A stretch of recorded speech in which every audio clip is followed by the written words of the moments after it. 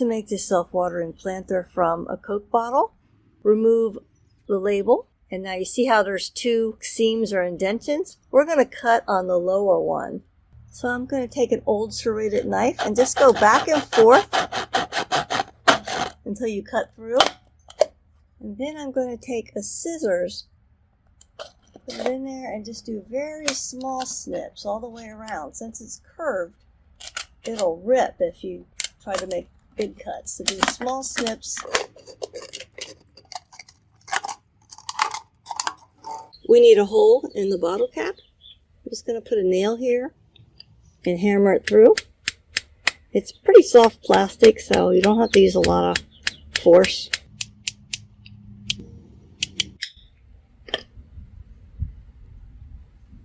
Once it's through, wiggle it around and pull it out. I have all three pieces of my bottle. Take the cap and put a hook or whatever works for you through the hole, and then I'm taking about a foot of 100% cotton yarn. You can use anything, but it has to be able to wick the water up. So I'm using cotton, and I'm looping that over and just pulling it through. Pull it through a few inches. Feed it through and tighten the bottle cap. Fill the bottle up.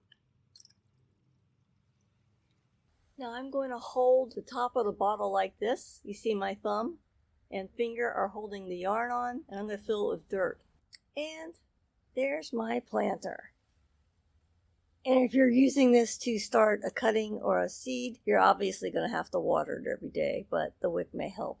I've made 6 Coke bottle planters. In addition to the wicking system that we put in, my stems pretty much go all the way down to the bottle cap, which is in water. I hope this is helpful. Thank you.